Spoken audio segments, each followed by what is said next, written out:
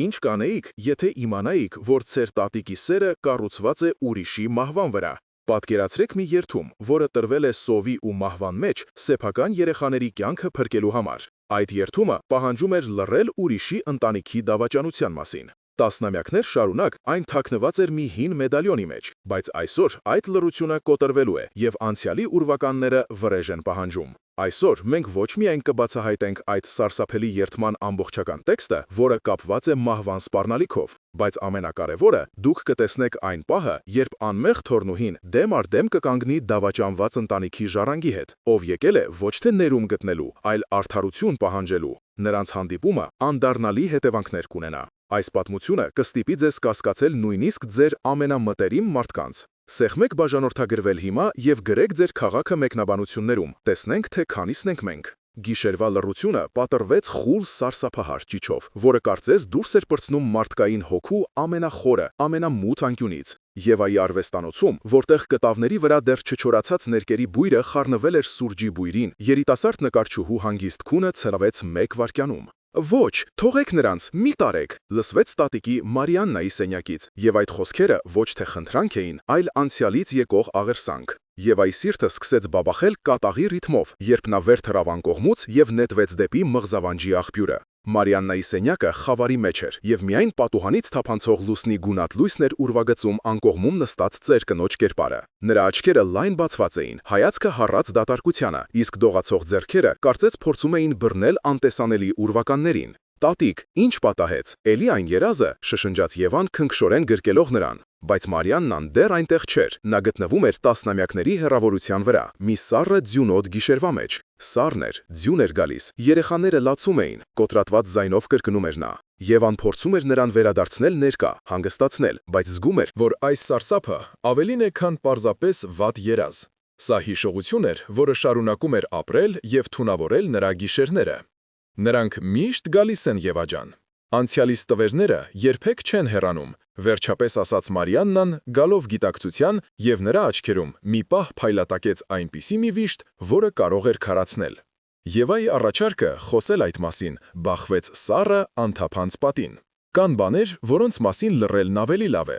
Որոշ դռներ պետք է փակ մնան ընդմիշտ։ Առավոտյան, երբ արևի շողերը փորձում էին ցրել գիշերվա ստվերները, խոհանոցում տիրում էր արհեստական հանգստություն։ Մարիաննան կրկին իր սովորական դերում էր, հանգիստ ու իմաստուն տատիկի։ Բայց երբ Եվան, փորձելով փոխել մթնոլորտը, հայտնեց իր մտադրության մասին այցելել իրենց հայրենի գյուղում ապրող հին ծանոթին, պարոն Սարգսին, այդ դիմակը ճաք տվեց։ Մարիաննայի ձեռքի բաժակը սկսեց դողալ, դեմքը գունատվեց։ Այդ գյուղը, ոչ, այնտեղ գնալ չի կարելի, նրա ձայնը կտրուկ էր ու սառը։ Նրա համար այդ վայրը ոչ թե հայրենիք էր, այլ վատ հիշողությունների և ցավի մի տաճար, որի քարերն անգամ հիշում էին սարսափը։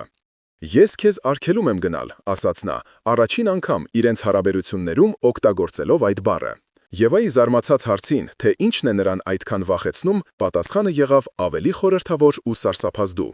Եթե սիրում ես ինձ, չես գնա։ Որոշ երդումներ կնքված են ոչ թե թանաքով, այլ արյունով, և դրանք խախտել չի կարելի, երբեք։ Այս խոսքերից հետո նա դուրս եկավ խոհանոցից, թողնելով Եվային մենակ իր մտքերի, աճող անհանգստության և մի սարսափելի հարցի հետ։ Ինչ արյունոտ երդման մասին էր խոսում իր սիրելի տատիկը։ Այդ հարցը նրան հանգիստ չէր տալիս։ Իր արվեստանոցում նա փորձում էր նկարել, բայց վրձինը չէր ենթարկվում, գույները մռայլ էին, իսկ մտքերը պտտվում էին տատիկի խորհրդավոր խոսքերի շուրջ։ Նրա ընկերուհին Անահիտը փորձում էր ամեն ինչ բացատրել ծերության և պատերազմի թողած տրավմաներով, բայց Եվան զգում էր, որ սա ավելին է։ Նա հանեց հին ֆոտոալբոմը, անցյալում պատասխաններ փնտրելու ապարդյուն հույսով։ Եվ հենց այդտեղ սև-սպիտակ նկարների մեջ նա գտավ մի բան, որը երբեք չէր տեսել։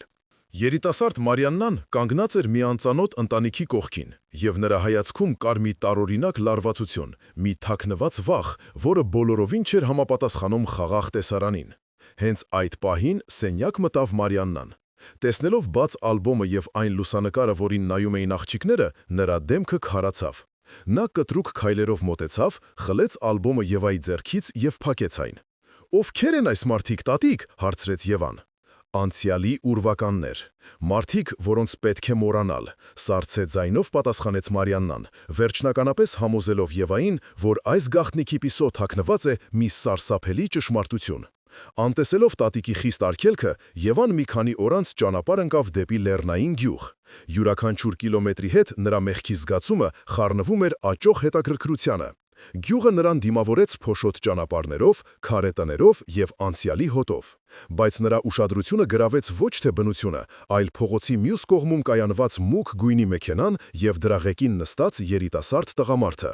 Նրա անունը Դավիթ էր, եւ թեև Եվան դա դեռ չգիտեր, նա զգաց նրա հայացքը իր վրա, սառը, ուշադիր եւ լի անթաքույց վճռականությամբ։ Մի պահ նրանց հայացքները հանդիպեցին, եւ Եվայի սրտով մի տագնապալի սարսուր անցավ։ Ո՞վ էր նա եւ ինչու էր այստեղ։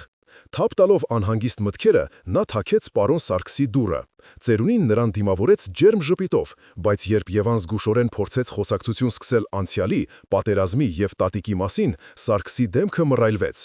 Նա խոսում էր ընդհանուր բառերով, սովի, դժվարությունների մասին, իսկ Մարիաննայի մասին ասաց միայն մի խորհրդավոր արտահայտություն. «Քո տատիկը արեց այն, ինչ պետք էր իր երեխաներին փրկելու համար»։ Եվ ամեն անգամ, երբ Եվան փորձում էր խորանալ, ծերունին հմտորեն փոխում էր թեման։ Ավելի ուշ, երբ Եվան զբոսնում էր գյուղի նեղ փողոցներով, նա նորից տեսավ Դավիթին։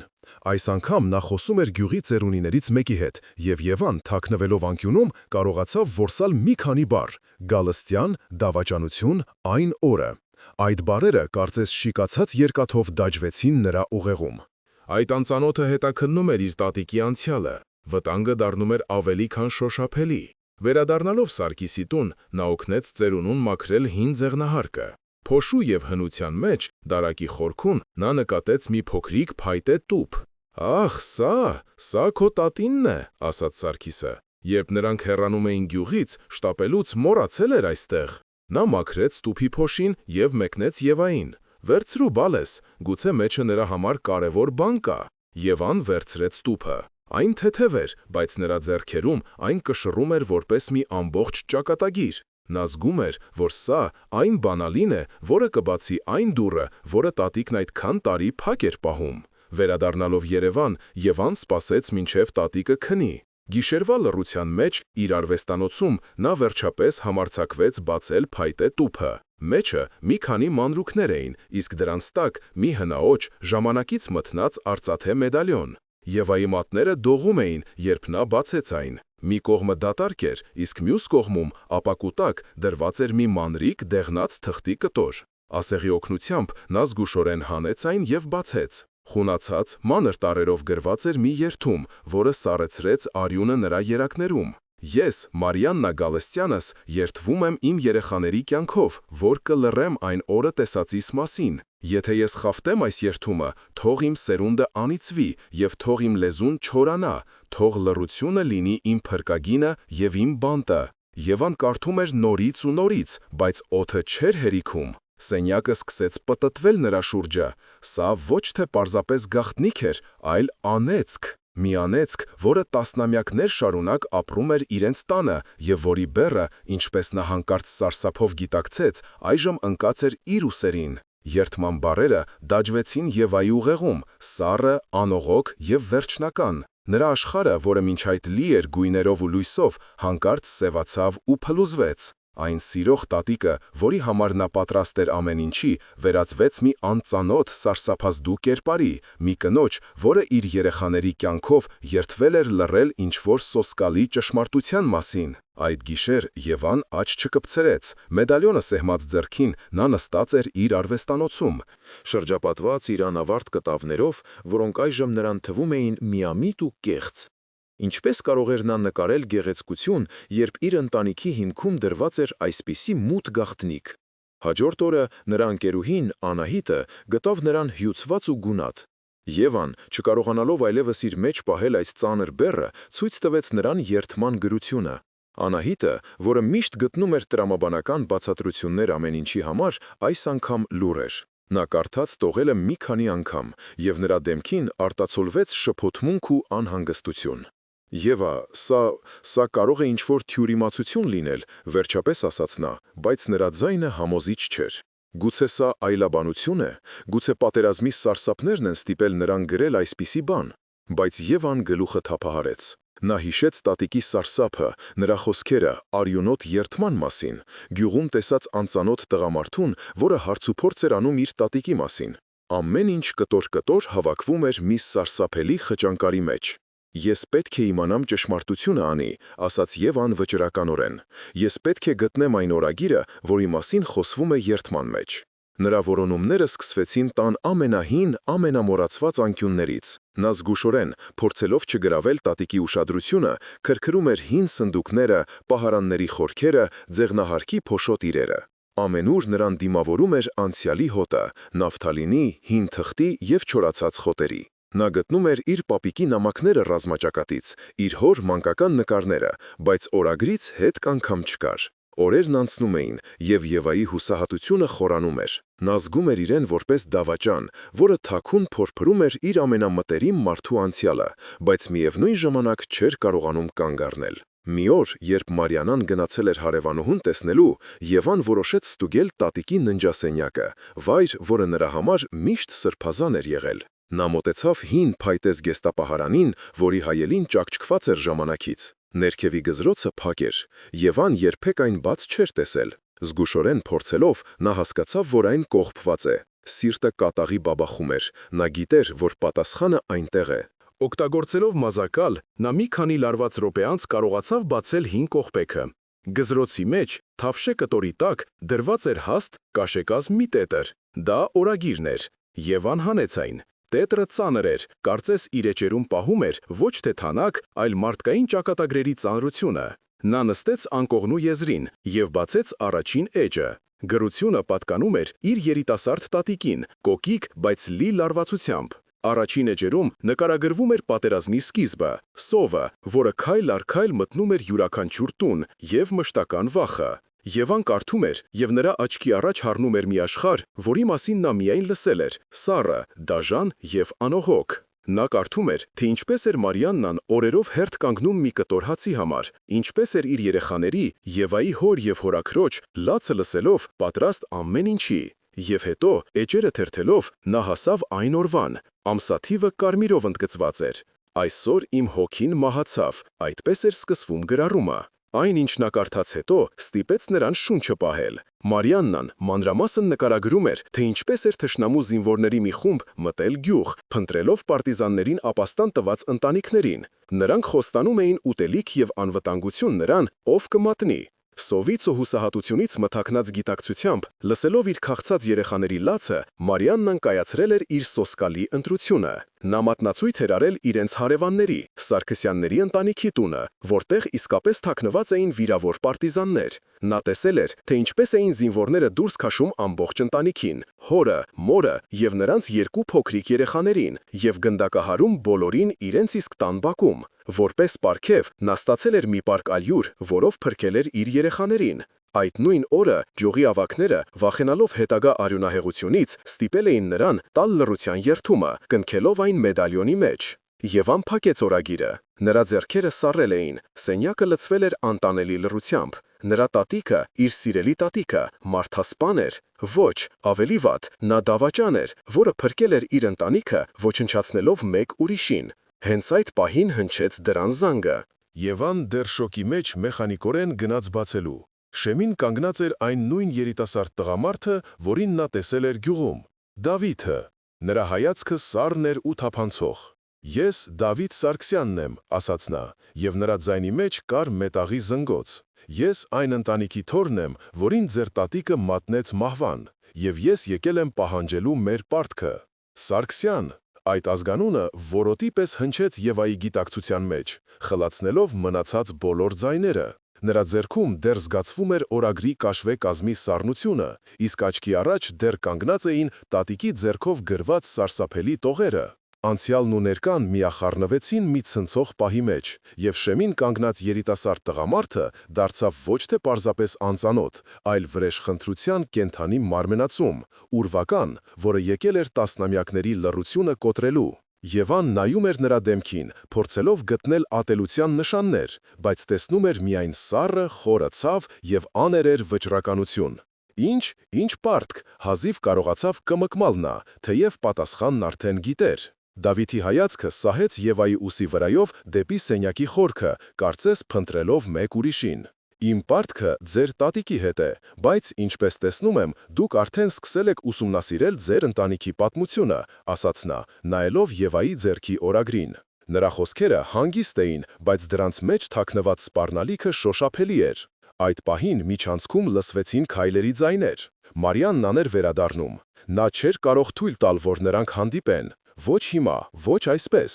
Խնդրում եմ գնացեք, շշնջաց նա, փորձելով փակել դուռը։ Մենք կխոսենք ավելի ուշ, խոստանում եմ։ Դավիթը մի պահ տատանվեց, նրա հայացքում մի վայրկյանով կարեկցանքի նման մի բան փայլատակեց, բայց հետո այն նորից դարձավ պողպատի պես սառը։ Վաղը, ժամը 12-ին, Արարատ սրճարանում, կտրուկ ասաց նա, և առանց հրաժեշտ տալու շրջվեց ու հեռացավ, թողնելով Եվային դեմ առ դեմ իր կյանքի ամենամեծ փոթորքի հետ։ Երբ Մարիաննան մտավ տուն, Եվան արդեն հասցրել էր թաքցնել օրագիրը։ Նա փորձում էր իրեն սովորականի պես պահել, բայց նրա դողացող ձեռքերն ու գունատ դեմքը մատնում էին նրան։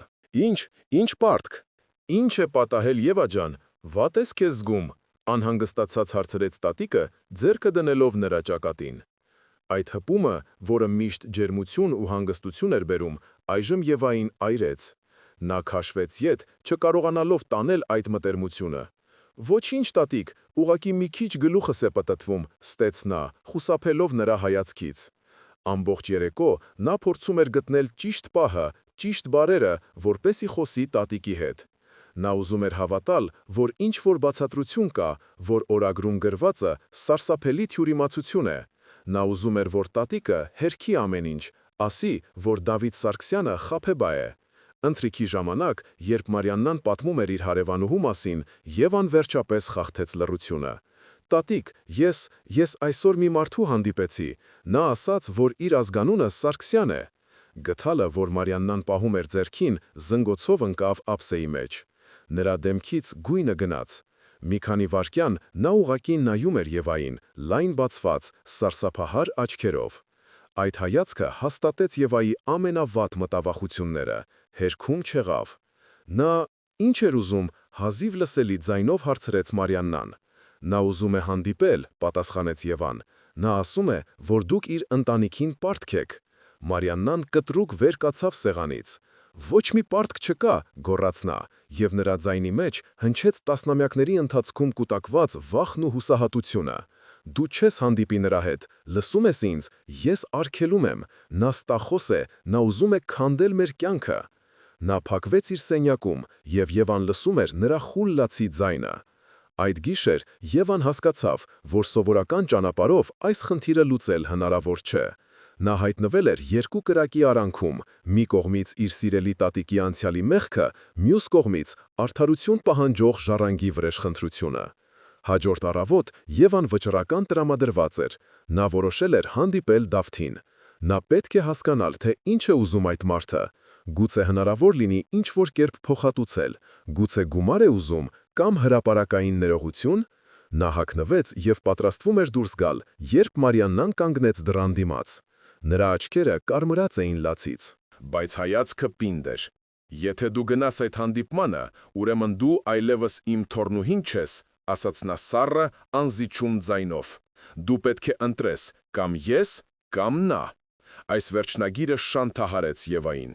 Նա չէր սպասում նման դաժան ընտրության։ Նա նայում էր տատիկի դեմքին և տեսնում էր ոչ թե զայրույթ, այլ կենդանական վախ։ Մարիաննան վախենում էր ոչ թե իր համար, այլ Եվայի։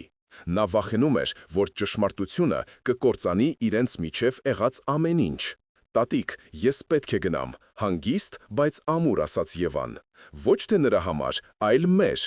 Մենք չենք կարող ապրել այս ստի մեջ։ Նա զգուշորեն մի կողմ հրեց տատիկին և դուրս եկավ տանից, իր պիսո թողնելով ոչ միայն լացող ծեր կնոջը, այլև իր անհոգ անցյալի բեկորները։ Փողոցում քայլելիս նա զգում էր, որ իր յուրաքանչյուր քայլը ավելի է խորացնում այն անդունդը, որը բացվել էր իր և տատիկի միջև։ Նա գնում էր դեպի անհայտությունը, չիմանալով, որ այս հանդիպումը ոչ միայն չի լուծի խնդիրը, այլև կբացի ցավի ու տառապանքի մի նոր, ավելի սարսափելի էջ։ Արարած սրճարանը լի էր առօրյա աղմուկով, բաժակների զնգոց, մարդկանց խոսակցություններ, սուրճի բույր։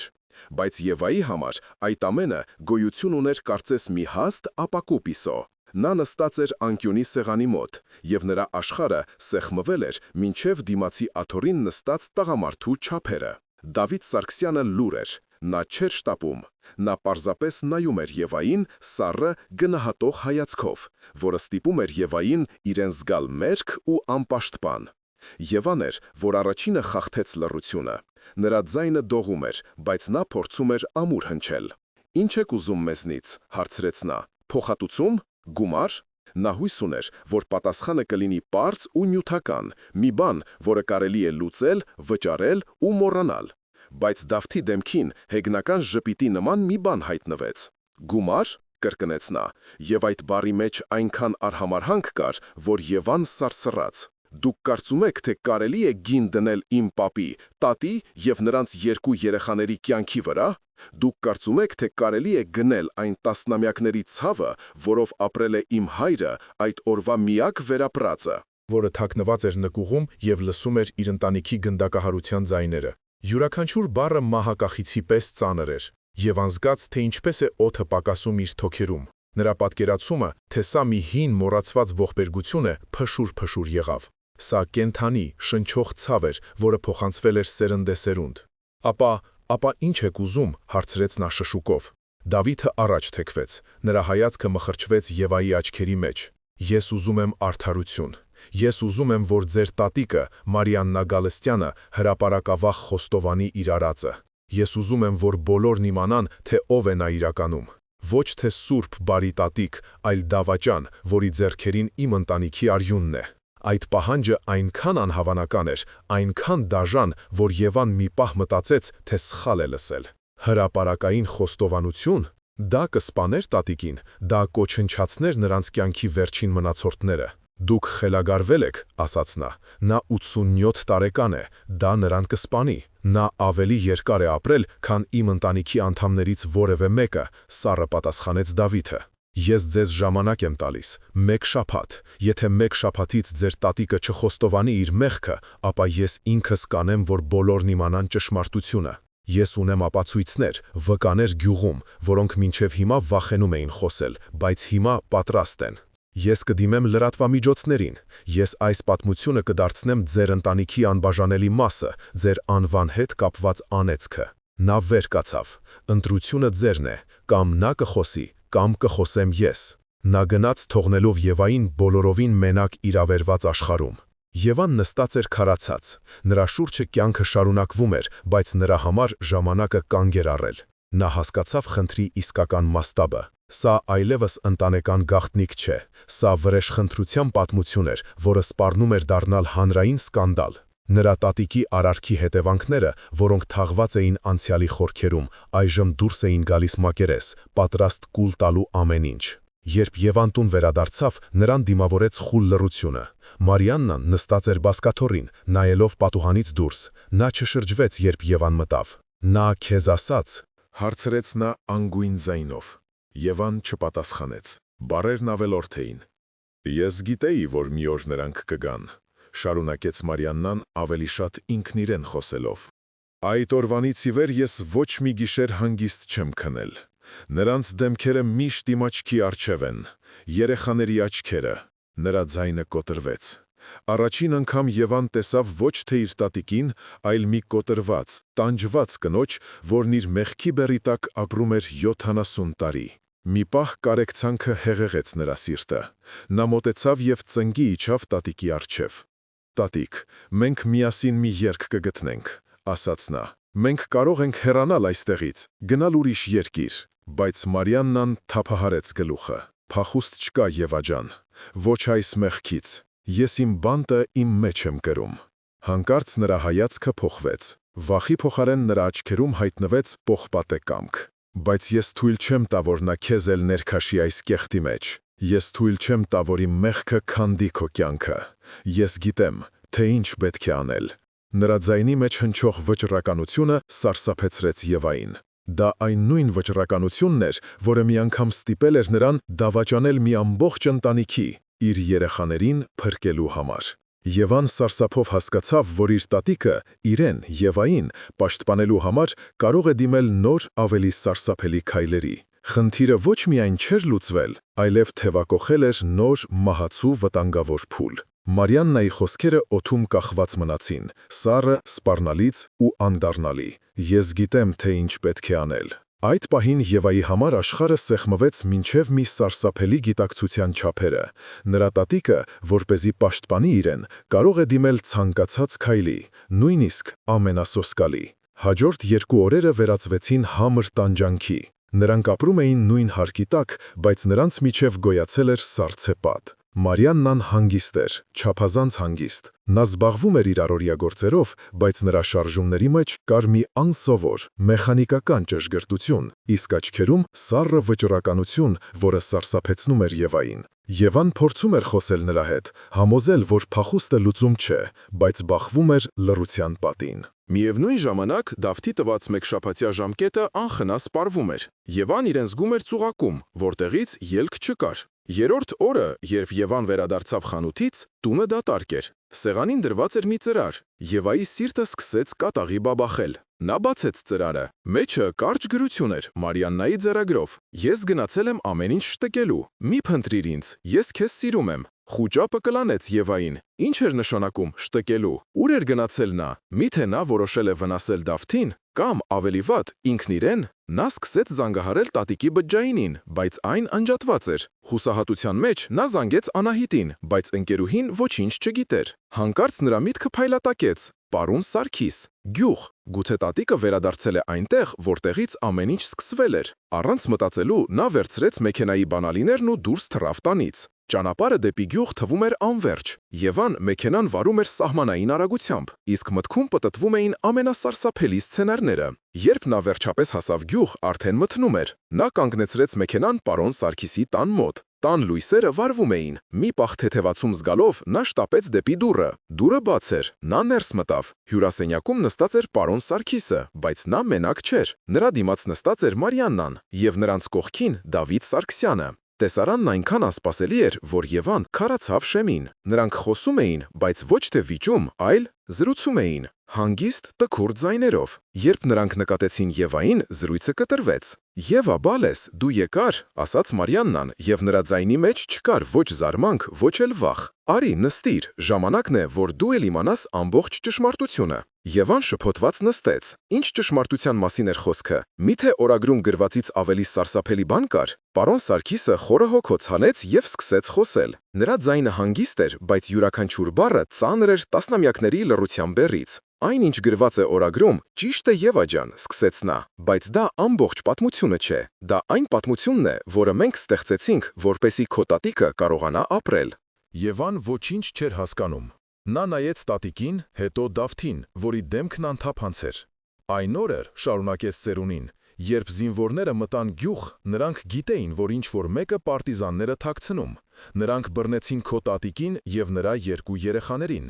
Նրանք զենքը պահեցին քո հոր գլխին և ասացին Մարիաննային, որ եթե նա չասի, թե ով է օգնում պարտիզաններին, իրենք կսպանեն երեխաներին նրա աչքի առաջ, իսկ հետո իրեն»։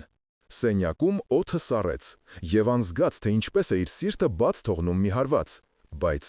օրագրում գրված է, որ նա մատնել է Սարգսյանների ընտանիքին, կմկմաց նա։ Այդ պահին խոսեց Դավիթը։ Նրա ձայնը խուլ էր զսպված հույզերից։ «Իմ պապը Հակոբ Սարգսյանը գյուղի ղեկավարն էր, և նա էր, որ կազմակերպում էր պարտիզաններին օգնությունը։ Երբ նա տեսավ, թե ինչ են անում քո տատիկի հետ, նա հասկացավ, որ ընտրություն չկա, կամ կմահանա մի անմեղ կին իր երեխաների հետ, կամ…» Նա ավառեց։ Պարոն Սարգիսը ավարտեց միտքը։ «Քո պապը դուրս եկավ իր տանից և ինքը խոստովանեց ամեն ինչ։ Նա իր վրա վերցրեց ամբողջ մեղքը։ Զինվորները, որպեսզի մյուսներին դաս տան, գնդակահարեցին ոչ միայն նրան, այլև նրա կնոջն ու 2 երեխաներին, որոնք այդ պահին բակում էին։ Նրանք խնայեցին միայն Դավթի հորը, որը թաքնված էր նկուղում։ Իսկ քո տատիկին ստիպեցին դիտել այդ ամենը, որպեսզի նա ապրի, բայց հիշի, թե ինչ արժե լռությունը։ Նրանք նրան մի պարկ ալյուր տվեցին և ստիպեցին գրել այդ օրագիրը, կեղծ խոստովանությունը և տալ լռության երդումը։ Նրանք ասացին, որ եթե նա երբևէ պատմի ճշմարտությունը, իրենք կվերադառնան եւ կավարտեն իրենց գործը, կսպանեն նրա երեխաներին։ Այդ օրագիրը ոչ թե խոստովանություն էր, այլ մահվան դատավճիռ, որը նա ստիպված էր կրել իր հետ ամբողջ կյանքում։ Եվան զգաց, թե ինչպես է հատակը գնում իր ոտքերի տակից։ Աշխարհը շուռ եկավ։ Յուրաքանչյուր բառը փշրում էր այն իրականությունը, որը նա կառուցել էր վերջին օրերի ընթացքում։ Նրա տատիկը դավաճան չէր։ Նա զոհ էր։ Ավելին, նա տասնամյակներ շարունակ կրել էր ուրիշի մեղքի բեռը, ապրել էր դավաճանի պիտակով, որպեսզի պաշտպանի իր երեխաներին։ Տատիկի գիշերային մղզավանջները, նրա վախը գյուղից, նրա խորհրդավոր խոսքերը, ամեն ինչ հանկարծ ստացավ իր սարսափելի տրամաբանական բացատրությունը։ Նա նայեց Դավթին։ Բայց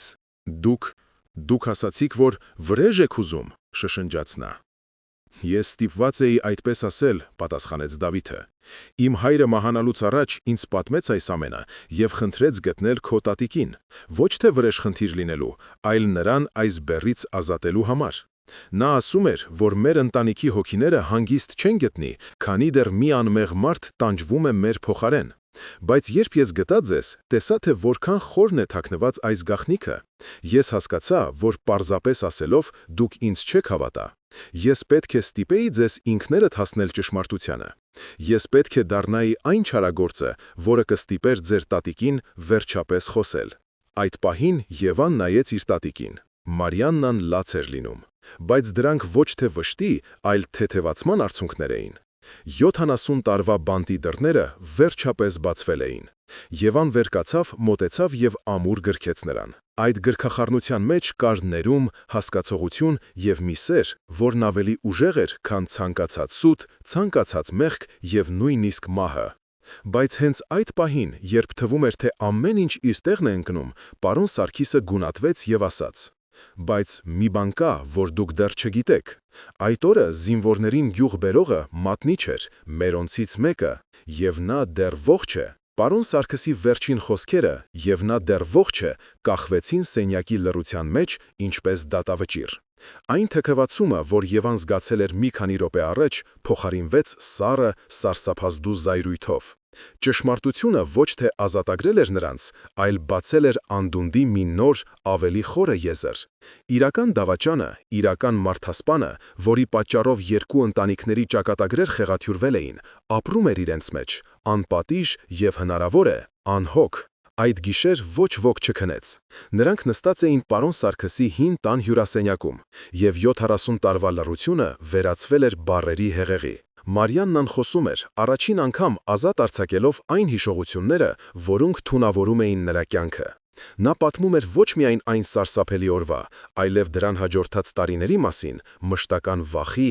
մեղքի զգացման, մարդկանց հայացքներից խուսափելու մասին։ Եվան լսում էր եւ իր տատիկի մեջ տեսնում էր ոչ միայն զոհի, այլև անհավանական ուժի տեր մի կնոջ, որը կարողացել էր այդ ամենի միջով անցնել եւ պահպանել սերն ու բարությունը։ Նրա հարաբերությունները տատիկի հետ վերածնվում էին մոխիրներից, ավելի ամուր, ավելի խորը, քան երբևէ, բայց նրա հայացքը անընդհատ սևեռվում էր Դավթի վրա։ Այն մարդը, որին նա համարում էր վրիժարու հրեշ, այժմ բացահայտվում էր բոլորովին այլ կողմից։ Նա նստած էր լուռ, լսում էր Մարիաննայի պատմությունը, եւ նրա դեմքին, որը թվում էր անթափանց, այժմ հստակ երևում էր ցավի ու կարեկցանքի խառնուրդ։ Նրանց միջև եղած թշնամանքի պատը փլուզվել էր, իր տեղը զիջելով ընդհանուր ողբերգության եւ ընդհանուր նպատակի տարօրինակ զգացմանը։ Ո՞վ է նա, վերջապես հարցրեց Եվան, ընդհատելով լռությունը։ Ո՞վ է իսկական մատնիչը։ Պարոն Սարգիսը ծանր շունչ քաշեց։ Մարդ, որին ոչ ոք երբեք չէր կասկածի, մարդ, որն այն օրվանից հետո դարձավ գյուղի ամենահարգված մարդկանցից մեկը, ձեր հեռավոր ազգականը Եվա ջան, Պետրոս Գալստյանը։ Եվայի համար դա եւս մի հարված էր։ Պետրոս պապին նա հիշում էր մանկուց, միշտ բարի, ժպտերես ծերունի, որը նրան միշտ կոնֆետներ էր տալիս։ Միտքը, որ այդ մարդը կարող էր նման հրեշավոր արարքի ընդունակ լինել, պարզապես չէր տեղավորվում նրա գլխում։ Այդ պահին նրա մտքում սկսեցին վերականգնվել հիշողությունների բեկորներ։ Նա հիշեց, թե ինչպես էր Պետրոսը միշտ խուսափում Մարիաննայի հետ առանձին մնալուց, ինչպես էր նրա հայացքը միշտ անհանգիստ դառնում, երբ խոսք էր գնում անցյալի մասին։ Նշանները միշտ եղել էին, բայց նա կույր էր դրանք տեսնելու համար։ Բայց ինչու, հարցրեց նա, ինչու նա դա արեց։ Հին վրեժ, պատասխանեց Դավիթը, առաջին անգամ խոսելով երկար ժամանակվա մեջ։ Իմ հետաքրնության ընթացքում ես պարզեցի, որ Պետրոսի և իմ պապի միջև հողային վեճ է եղել։ Պապս դատը շահել էր, Պետրոսը չներեց, նա օգտվեց առիթից և վրեժ լուծելու և թշնամու մոտ լավ անուն վաստակելու համար։ Այս բացահայտումից հետո սենյակում տիրեց ծանր լռություն։ Նախկին աշխարհն այլևս գոյություն չուներ։ Նրանք բոլորը՝ Եվան, Մարիաննան, Դավիթը, նույնիսկ պարոն Սարգիսը, հայտնվել էին նոր իրականության մեջ, որտեղ դերերը փոխվել էին, թշնամիները դարձել էին դաշնակիցներ, իսկ իրական չարիքը թաքնված էր բարեպաշտության դիմակի տակ։ Եվ հիմա ի՞նչ, հարցրեց Եվան, նայելով բոլորին հերթով։ Մենք չենք կարող սա այսպես թողնել։ Այդ մարդը պետք է պատասխան տա իր արածի համար։ Նրա ձայնի մեջ այլևս չկար նախկին միամտությունը։ Նրա աչքերում վառվում էր սառը վճռական կրակ։ Շոկը և ցավը վերածվում էին գործողության ծարավի։ Ոստիկանությունը մեզ չի օգնի, ասաց Դավիթը։ Անցել է 70 տարի, ոչ մի ապացույց չկա, բացի մեր խոսքերից։ Պետրոսը կհերքի ամեն ինչ։ Ուրեմն մենք ինքներս պետք է գտնենք ապացույց, ասաց Եվան։ Մենք պետք է ստիպենք նրան խոստովանել։ Այդ պահին ձևավորվեց նրանց նոր անսպասելի դաշինքը։ Երիտասարդ նկարչուհին, որի աշխարհը փլուզվել էր, տարեց կինը, որը վերջապես ազատվել էր իր բեռից, և վրեժխնդրության ծարավով տղամարդը, որի նպատակը փոխվել էր։ Նրանց միավորում էր ոչ միայն ընդհանուր ցավը, այլև արդարությունը վերականգնելու անսասան որոշումը։ Նրանք սկսեցին մշակել պլան։ Դա վտանգավոր խաղ էր, որտեղ յուրաքանչյուր սխալ քայլ կարող էր ճակատագրական լինել։ Նրանք գիտեին, որ Պետրոսը խորամանկ ու անողոք մարդ է, որը չի կանգնի ոչնչի առաջ իր գաղտնիքը պահպանելու համար։ Բայց նրանք էլ հետ քայլելու տեղ չունեին։ Այդ գիշեր հին գյուղական տանը ծնվեց մի նոր պատմություն, ոչ թե գոյատևման, այլ արդարության համար մղվող պայքարի։ Եվան նայեց իր նոր դաշնակիցներին և հասկացավ, որ այլևս երբեք նույնը չի լինի։ Նա այլևս միայն տատիկի թոռնուհին չէր, նա իր ընտանիքի պատմության պահապանն էր և արդարության մարտիկը, և նա պատրաստ էր գնալ մինչև վերջ։ Գյուղական տան լռությունը խաբուսիկ էր, այն լի էր չասված խոսքերով, կազմված պլաններով և գործողության անհակ ծարավով։ Միամիտ նկարչուհուց այլևս հետք չէր մնացել։ Եվայի մեջ արթնացել էր մի մարտիկ, որի վրձինը դարձել էր զենք, իսկ կտավը ճակատամարտի դաշտ։ Նրանց պլանը հանդուգն էր և վտանգավոր։ Նրանք որոշել էին Պետրոսին ներքաշել մի հոգեբանական թաքարդի մեջ, ստիպելով նրան հավատալով, որ իրենք ունեն նրա դեմ անհերքելի ապացույցներ, և ստիպելով նրան ինքնուրույն բացահայտել իրեն։ Առաջին քայլը Եվայինն էր։ Նա զանգահարեց Պետրոսին, ձայնը դարձնելով որքան հնարավոր է անհոգ։ Պետրոս պապի, բարև ձեզ։ Ես գյուղում եմ, տատիկիս հետ։ Մի հին իրենք գտել, տաց ասում է ձեզ հետ է կապված։ Կարող ենք երեկոյան ձեզ մոտով անցնել։ Գծի մյուս ծայրում մի քանի վայրկյան լռություն տիրեց։ Հետո լսվեց Պետրոսի ձայնը, մի փոքր լարված, բայց դեռևս բարեհամբույր։ Իհարկե աղջիկս, եկեք, սիրով կսպասեմ։ Դա սկիզբն էր։ Նրանք գիտեին, որ Պետրոսը կսկսի անհանգստանալ, փորձել հասկանալ, թե ինչ հին իրի մասին է խոսքը։ Հաջորդ քայլը Դավթինն էր։ Նա պետք է դառնար այն անտեսանելի սպառնալիքը, որը կխախեր Պետրոսի հավասարակշռությունը։ Դավիթը սկսեց պարբերաբար հայտնվել Պետրոսի տան մոտ, ոչինչ չանելով, պարզապես կանգնում էր իր մեքենայի մոտ և նայում տան ուղղությամբ։ Նրա լուռ ներկայությունը ավելի սարսափազդու էր, քան ցանկացած սպառնալիք։ Երեկոյան, երբ Եվան ու Մարիանան մտան Պետրոսի տուն, լարվածությունը կարելի էր դանակով կտրել։ Պետրոսը փորձում էր ժպտալ, հյուրասիրել, բայց նրա աչքերը անհանգիստ թրթռում էին։ Դե ինչ էիք գտել, որ ինձ այսքան հետաքրքրեցիք, հարցրեց նա, փորձելով թաքցնել իր անհամբերությունը։ Եվան սեղանին դրեց մի հին ժանգոտ պարկուճ։ Սա գտանք մեր հին տան բակում, հողի տակից, ստեց նա։ Տաց ասում է, որ այն պատերազմի ժամանակներից է։ Դուք որպես գյուղի ամենահարգված մարդ, գուցե իմանաք, ումը կարող է լինել։ Պետրոսը նայեց պարկուճին։ Նրա դեմքը մի պահ քարացավ։ Դա սովորական պարկուճ էր, բայց նրա մեղավոր գիտակցության մեջ այն վերածվեց մեղադրական վկայի։ Նա չգիտեր, որ Դավիթը նախօրոք տեղեկություն էր տարածել գյուղում, թե իբր գտնվել են այն զինվորների զենքի պարկուճները, որոնք կրակել էին Սարգսյանների վրա։ Չգիտեմ, հին բան է, կմկմաց Պետրոսը։ Շատերն էին այն ժամանակ զենք ունենում։ Ճիշտ եք, միջամտեց Մարիանան առաջին անգամ խոսելով։ Նրա ձայնը հանգիստ էր, բայց պողպատի պես ամուր։ Բայց ոչ բոլորն էին դրանով կրակում իրենց հարևանների վրա, Պետրոս։ Պետրոսի դեմքից գույնը գնաց, նա կտրուկ շրջվեց դեպի Մարիանան։ Ինչ ես դու ասում, Մարիանա, խենթ ես։ Ես 70 տարի լուռ էի, Պետրոս։ Շարունակեց Մարիաննան, կանգնելով նրա դիմաց։ Ես կրում էի քո մեղքը, բայց այլևս ոչ։ Ես հիշում եմ ամեն ինչ։ Ես հիշում եմ քո հայացքը, երբ դու զինվորներին ցույց էիր տալիս Հակոբի տունը։ Ես հիշում եմ քո ժպիտը, երբ նրանք նրան դուրս էին քաշում։ Դու ստում ես, դու խելագարվել ես, գոռաց Պետրոսը, նահանջելով, ապացույցներ չկան։ Իսկապես, այդ պահին սենյակ մտավ Դավիթը, նրա ձեռքին հեռախոս էր, որի էկրանին երևում էր ձայնագրության նշանը։ Ձեր խոսակցությունը շատ հետաքրքիր էր, հատկապես այն մասը, որտեղ դուք չեք հերքում, այլ միայն ասում եք, որ ապացույցներ չկան։ Պետրոսը հայտնվեց թակարդում։ Նա նայում էր Մարիաննային, հետո Եվան, հետո Դավթին։ Նրա դեմքին վախը փոխարինվեց կատաղությամբ։ Նա հասկացավ, որ այս ամենը բեմադրություն էր։ Դուք ոչինչ չեք կարող ապացուցել, շնչակտուր ասաց նա։ Դա իմ խոսքն է ձեր խոսքի դեմ։ Նա նետվեց դեպի Դավիթը, փորձելով խլել հեռախոսը։ Սկսվեց քաշքշուկ։ Եվան փորձեց նրանց բաժանել։ Այդ պահին Պետրոսը, կորցնելով վերահսկողությունը, հրեց Եվային։ Եվան կորցրեց հավասարակշռությունը և ընկավ գլուխը հարվածելով սեղանի սուր անկյանը։ Մի պահ ամեն ինչ լռեց։ Հետո Մարիաննայի սարսափահար ճիչը պատռեց լռությունը։ Եվան անշարժ պառկած էր հատակին, իսկ նրա քունքից սկսեց հոսել արյան բարակ շիթ։ Պետրոսը քարացավ, սարսափով նայելով իր արածին։ Դավիթը նետվեց Եվայի մոտ, պլանը ձախողվել էր։ Ոչ, ավելի վատ, այն վերածվել էր մղձավանջի։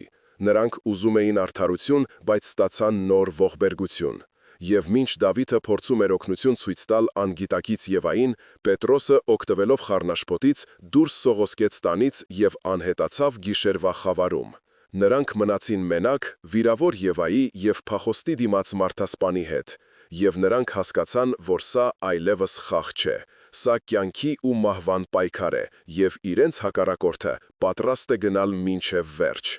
Մարիաննայի ճիչը կարծես դանակի պես խրվեց գիշերվա սրտի մեջ։ Եվայի անշարժ մարմինը, հատակին լողացող արյան փոքրիկ լճակը, Դավթի սարսափահար դեմքը, այս ամենը միաձուլվեց մի սոսկալի տեսարանի մեջ, որը վերջնականապես ջնջեց բանականության բոլոր սահմանները։ Պետրոսի փախուստը նրանց համար երկրորդական էր։ Այդ պահին գոյություն ուներ միայն Եվան և նրա կյանքը, որը մարում էր նրանց աչքի առաջ։ Դավիթը, մոռանալով ամեն ինչի մասին, վերցրեց Եվային իր ձեռքերի մեջ։ «Շտապօգնություն», գոռաց նա Մարիաննային, որը քարացել էր սարսափից։ «Զանգիր շտապօգնություն»։ Ճանապարհը դեպի մոտակա քաղաքի հիվանդանոց վերածվեց մղձավանջի։ Դավիթը մեքենան վարում էր անհավանական արագությամբ, իսկ պիշո նստատեղին Մարիաննան գրկել էր իր թոռնուհու անգիտակից մարմինը, շշնջալով աղոթքներ ու անեծքներ։ Նա անիծում էր ոչ թե Պետրոսին, այլ ինքն իրեն, իր լռության, իր վախի համար, որը, ի վերջո, հանգեցրեց այս ողբերգությանը։ Հիվանդանոցում սկսվեցին տանջալի սպասման ժամերը։ Բժիշկները ոչինչ չէին ասում։ Դավիթն ու Մարիաննան նստած էին միջանցքում երկու անծանոթ, որոնց միավորել էր ընդհանուր ցավը։ Նրանց միջև այլևս չկար թշնամանք, չկար անցյալ, կար միայն Եվան և նրա համար ունեցած սարսափը։ Այդ պահին Դավթի հեռախոսը զանգեց։ Անծանոթ համար էր։ Նա վերցրեց։ «Եթե ուզում ես, որ աղջիկն ապրի, լսիր ինձ ուշադիր», լսվեց Պետրոսի խեղդված ձայնը։ «Դուք ինձ հանգիստ կթողնեք, դուք կմոռանաք այս պատմությունը, ոչ ոք ոչինչ չի իմանա։ Հակառակ դեպքում ես կվերջացնեմ այնինչ սկսել եմ, ես կգտնեմ ձեզ, որտեղ էլ լինեք»։ Սպառնալիքը պարզ էր ու անողոք։ Դավթի երակներում արյունը սառեց։ Նա հասկացավ, որ Պետրոսը վիրավոր գազան է, որը պատրաստ է ամեն ինչի։ Նա նայեց Մարիաննային, որի դեմքին հույսի վերջին նշույլներն էին մարում։ Եվ նա կայացրեց իր որոշումը։ Երբ բժիշկը վերջապես դուրս եկավ վիրահատարանից և ասաց, որ Եվայի կյանքին վտանգ չի սպառնում, բայց նա դեռ կոմայի մեջ է, Դավիթը գիտեր, թե ինչ պետք է անի։ Նա Մարիաննային թողեց հիվանդանոցում և վերադարձավ գյուղ։ Նա գիտեր, որ Պետրոսը հեռու չէր կարող գնացած լինել։ Նա թաքնված կլիներ ինչ-որ տեղ, սպասելով իր հարմար պահին։ Դավիթը գնաց ոչ թե Պետրոսի տուն, այլ այն հին լքված եկեղեցին, որը գտնվում էր գյուղի ծայրին։ Նրա հայրը պատմել էր, որ դա Պետրոսի սիրելի վայրն էր, որտեղ նա գնում էր մտածելու։ Եվ նա չէր սխալվել, Պետրոսը այնտեղ էր, նստած փլատակների մեջ, ձեռքին հին որսորդական հրացան։ «Գիտեի, որ կգաս», ասաց նա, տեսնելով Դավթին, «եկել ես ինձ սպանես»։ Ինչպես ձերոնք կասեին, արյան վրեժ։ Ես քեզ սպանելու չեմ եկել, Պետրոս, հանգիստ պատասխանեց Դավիթը։ Ես եկել եմ, որ դու ինքդ պատասխան տաս քո արածի համար։ Երբեք, ծիծաղեց Պետրոսը, ես կապրեմ, իսկ դուք կապրեք վախի մեջ։ Դու սխալվում ես, ասաց Դավիթը, և հանեց իր հեռախոսը։ Մեր ամբողջ խոսակցությունը հենց հիմա ուղիղ եթերում է։ Գյուղի բոլոր բնակիչները, ոստիկանությունը, բոլորը լսում են քեզ։ Պետրոսի դեմքը քարացավ։ Նա նայեց հեռախոսին, հետո Դավթին։ Նրա աչքերում մի պահ փայլատակեց հուսահատությունը, հետո այն փոխարինվեց կենդանական կատաղությամբ։ Նա բարձրացրեց հրացանը և կրակեց։ Բայց Դավիթն արդեն պատրաստ էր դրան։ Նա թռավ մի կողմ և գնդակը խրվեց հին պատի մեջ։ Եվ մինչ Պետրոսը փորձում էր վերալիցքավորել զենքը, եկեղեցու դռան մոտ հայտնվեցին ոստիկանները։ Խաղն ավարտված էր։ Պետրոսը հասկացավ, որ այլևս ելք չկա։ Նա հրացանի փողը ուղղեց դեպի իր քունքը։ Մի վայրկյան լռություն տիրեց և հետո հնչեց երկրորդ կրակոցը։ Մի քանի շաբաթ անց Եվան աչքերը բացեց հիվանդանոցի պալատում։ Նրա առաջին տեսածը տատիկի և Դավթի անհանգիստ դեմքերն էին։ Նա ոչինչ չէր հիշում։ Նրանք ստիպված էին նրան պատմել ամեն ինչ, սկզբից մինչև վերջ։ Ճշմարտությունը ծանր էր, բայց այն նաև բուժիչ էր։ Այն մաքրեց բոլոր ստերը և թույլ տվեց նրանց սկսել նոր կյանք։